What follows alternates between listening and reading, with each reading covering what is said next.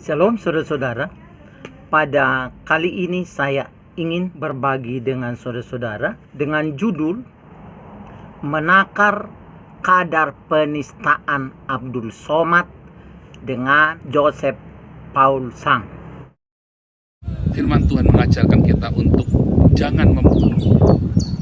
Membenci pun jangan, karena membenci, dengan Anda membenci berarti Anda sudah membunuh. Maka Muhammad justru menghalalkan darah para pembenci Islam. Bahkan orang-orang yang tidak setuju dengan Islam pun dibunuh dan dihalalkan darahnya. Umatnya meneladani hal yang demikian sehingga hari ini negara-negara Islam semua saling berperang satu sama lain, dan orang-orang yang bukan Islam disingkirkan, dianiaya. Dan kalau saudara lihat hari ini banyak sekali pencari suaka, ada jutaan pencari suaka dari negara Islam yang pergi ke negara yang kalian sebut dengan kafir Eropa. Namun justru orang-orang yang kalian sebut kafir ini yang memberikan perlindungan yang layak kepada para pencari suaka ini. Orang-orang Islam yang lari dari negara Islam diberi tumpangan, bukan hanya diberi tumpangan, diberi makan, bukan hanya diberi makan, diberikan sekolah yang layak, pendidikan yang layak, kesehatan yang layak, bahkan diberikan kesamaan hukum, derajat, kesamaan hak yang sama di Eropa ini. Lalu apakah saya membenci Islam? Tidak, saya tidak pernah benci Islam. Saya tidak pernah membenci umat Islam. Saya mengasihi umat Islam. Saya menentang ajaran Islam. Saya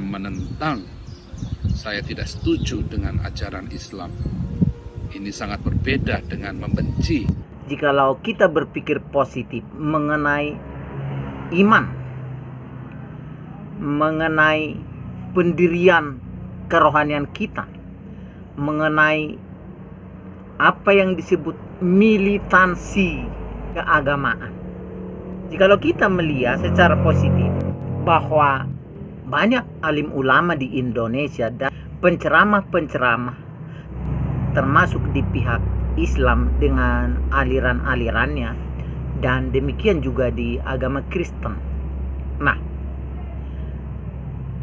tetapi jikalau kita mau berimbang dan kita mempercayai kata-kata seseorang, maka saya sekarang mau menaruh percaya lebih dulu kepada apa yang dikatakan dan diakui oleh saudara Abdul Somad, bahwa di dalam video Jin Kafir dia tidak bermaksud menghina orang Kristen, tetapi justru hanya melaksanakan apa yang menjadi kewajibannya untuk membangun pengajaran yang benar di dalam spiritual Islam itu. Meskipun jikalau saya kritik bahwa sampai pada simbol-simbol pelayanan medis termasuk dikaitkannya kepada jin kafir, itu pun jikalau kita mempercayai, berpikir positif tentang dia, maka memang dia tidak pernah bermaksud membenci atau melecehkan orang Kristen. Jerman, Protestan, induknya Katolik, Roma. Karena Martin Luther tidak setuju dengan Roma. Masa pendeta nggak boleh kawin, kata Martin? Dia akan makan. Kalau makan berarti ada libido seksual. Martin Luther nggak setuju, akhirnya dia protes. Masa ngampunin dosa pakai pena, pakai kertas? Bapa, ampunkan dosaku. Sudah. Ya, termasuk pandangan-pandangan Islam yang mengatakan bahwa Yesus itu bukan Tuhan, dan Tuhan itu lahir, siapa bidannya? Tuhan. Masa Tuhan yang lahir dari alat kelamin sebegitunya, saudara-saudaraku? Nah, jikalau itu adalah sebuah keyakinan dan menjadi sebuah kebenaran di dalam pikiran mereka, maka berpikir positifnya Ya begitu. Nah, tetapi jikalau kita menakar pada sebaliknya tentang ajaran dari saudara Joseph Paul Sang, bagaimana dia meyakini apa yang dia pelajari dari analisa dia mengenai Islam. Ketika dia mengakui itu dan meyakini itu sebagai kebenaran, lalu saya menaruh percaya kepada dia, menakar kepercayaan saya kepada dia, dan menakar kepercayaan saya kepada Abdul Somad, maka seharusnya lebih baik kita biarkan keyakinan-keyakinan ini yang disampaikan secara verbal sebagai buah dari keyakinan seseorang. Baiklah kita hargai semua keyakinan itu. Kalau saudara harus memenjarakan Joseph Paul Sang, seharusnya saudara juga harus memenjarakan Abdul Somad dan Yahya Waloni.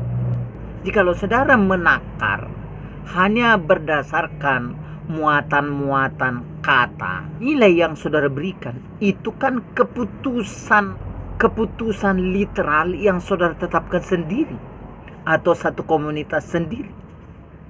Tetapi ketika guru-guru Islam mengajarkan kepada umatnya bahwa Tuhan orang Kristen itu 3, itu adalah kebenaran.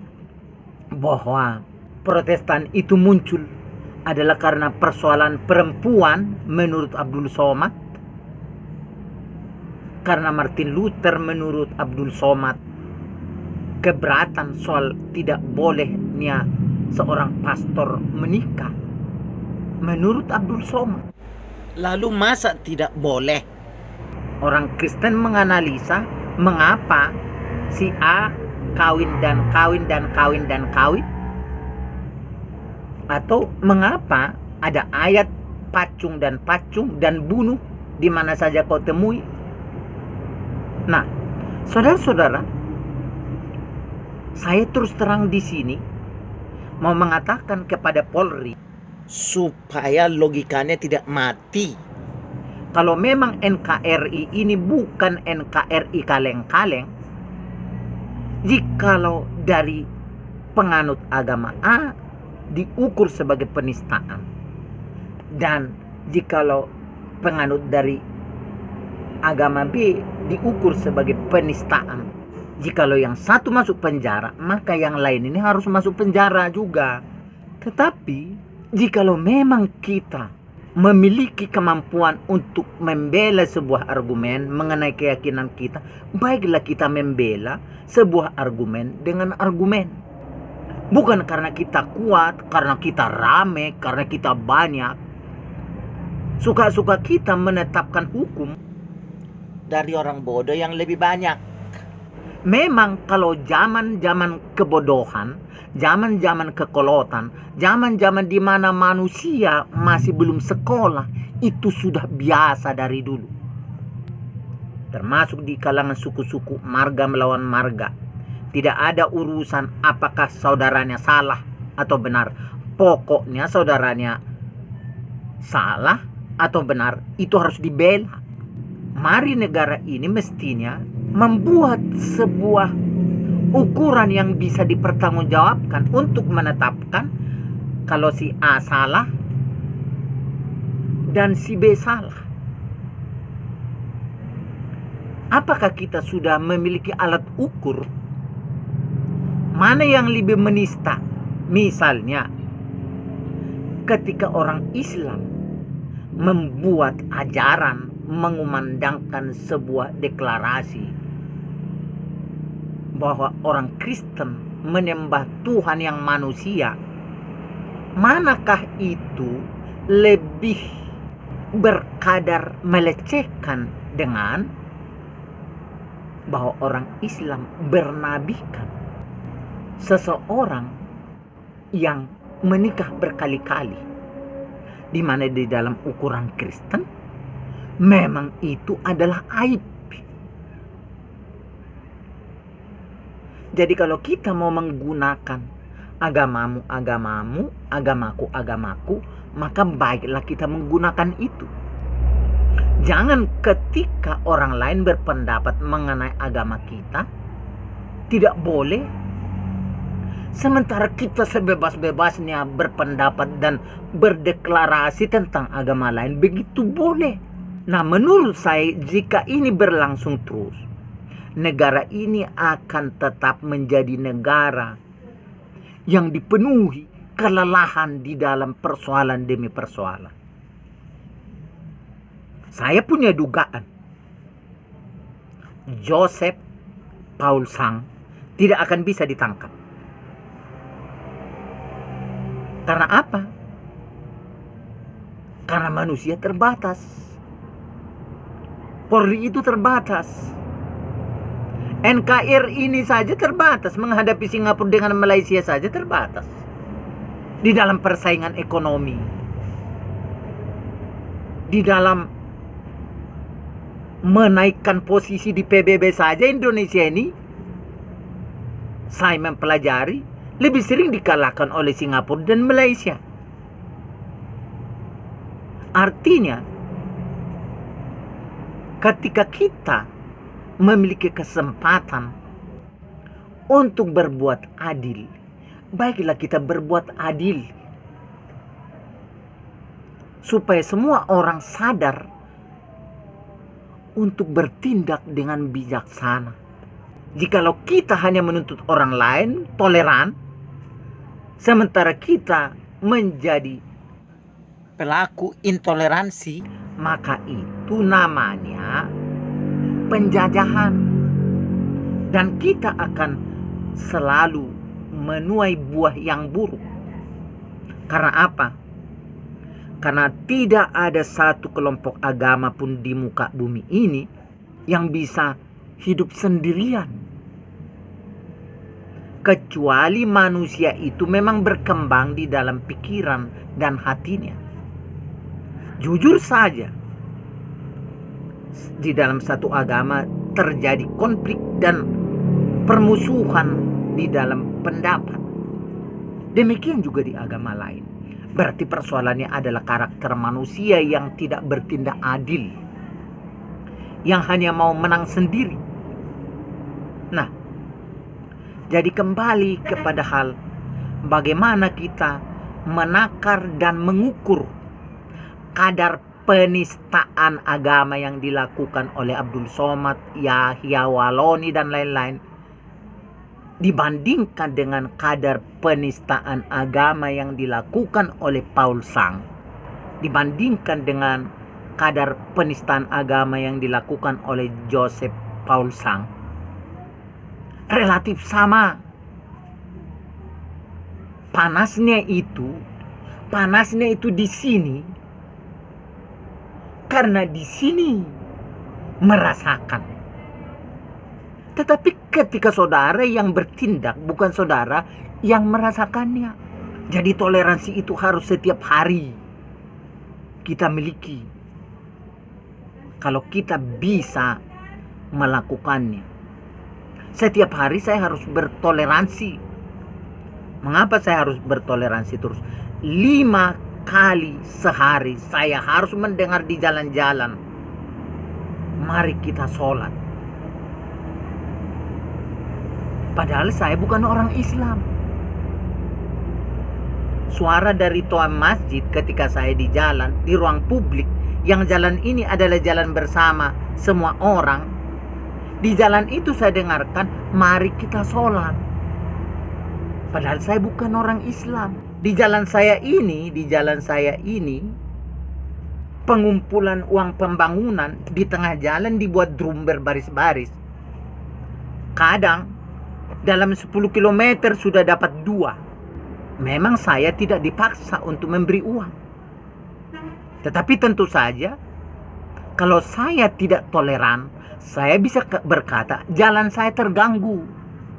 Karena ketika kendaraan yang di depan saya itu harus merem pada saat menaruh uang sumbangannya kepada panitia pelaksana pemungutan dana itu, saya kan terganggu. Bukan karena jalan rusak, tapi karena pengumpulan uang dari satu kelompok agama. Di situ saya harus toleransi. Nah, sejauh mana saudara punya toleransi? Siapa yang mengatur kepatutan-kepatutan toleransi itu di negara Indonesia ini yang sudah merdeka hampir 100 tahun ini? Apakah Indonesia ini sudah bisa merumuskan ukuran toleransi, ukuran kesamaan hak itu, ukuran kesamaan hak beragama itu? Apakah memang sudah betul-betul sama? Sejujurnya, hai Pak Polisi, sudah sama. Pak Lurah, Bupati, Gubernur, Presiden, apa betul sudah sama? Hak-hak beragama di Indonesia ini betul nggak sudah sama? Sampai soal rasa, sampai soal penggunaan dana, sampai soal pengurusan surat menyurat. Apakah betul-betul sudah sama semua agama itu? Sampai soal pembangunan rumah ibadah, kebebasan beribadah di rumah-rumah dan di rumah ibadah, apa sama? Betulkah sama? Atau baru satu kelompok saja yang menentukan kepatutan? Jadi saya mau mengatakan di sini, jikalau kita memang mau dewasa, pikiranlah yang harus dikembangkan. Dimulai dari ucapan dan guru-guru palsu, penceramah-penceramah. Seperti di dalam channel ini, di dalam video saya ini, saya menunjukkan bagaimana seorang pengajar boleh berkata bahwa di luar dari orang Islam itu lebih hina dari binatang. Lebih parah mana itu ketika orang mengatakan Islam itu lebih hina dari binatang. Coba saudara jujur dulu, saudara Abdul Somad. Coba saudara Ustadz jujur dulu. Kalau saya mengatakan Anda lebih hina dari binatang, apakah saudara memang merasa masih ada toleransi? Soal ayat bisa saya buka di Alkitab saya. Jikalau saudara harus menakar kepatutan berceramah Ustadz Tengku Zulkarnain berkata itu di luar orang Islam itu adalah lebih hina dari binatang, dia punya sebuah alasan. Karena itu menurut beliau disampaikan oleh seorang penafsir. Saya pun bisa mengatakan dan mencari-cari ayat dari Alkitab untuk mengatakan bahwa orang di luar orang Kristen itu lebih hina dari binatang. Jadi kalau saya sekarang mengatakan kepada Presiden Jokowi bahwa dia lebih hina dari binatang, dan jikalau saya sekarang mengatakan kepada orang di luar Kristen mereka lebih hina dari binatang, apakah saudara masih bisa merasakan itu sebagai sebuah toleransi? Jikalau memang demikian, baiklah kita mempercayakan masing-masing kita mempertanggungjawabkan hati nuraninya kita. Jadi bukan hanya Anda yang boleh memenjarakan dan orang lain. Dan ketika saudara melanggar sama ukurannya dengan pelanggaran orang lain, saudara tidak masuk penjara. Dan hakim-hakim, polisi-polisi, penegak-penegak hukum, betulkah saudara sudah melaksanakan dan menegakkan hukum itu semua kepada semua para penceramah itu, termasuk kepada penceramah berlatar belakang Islam itu? Sudah berapa orang penceramah? Mari kita menakar dengan satu timbangan yang jujur. Jangan waktu menimbang A, saudara kasih alat bantu supaya ini ringan, dan waktu menimbang B, saudara kasih pula alat bantu supaya ini berat.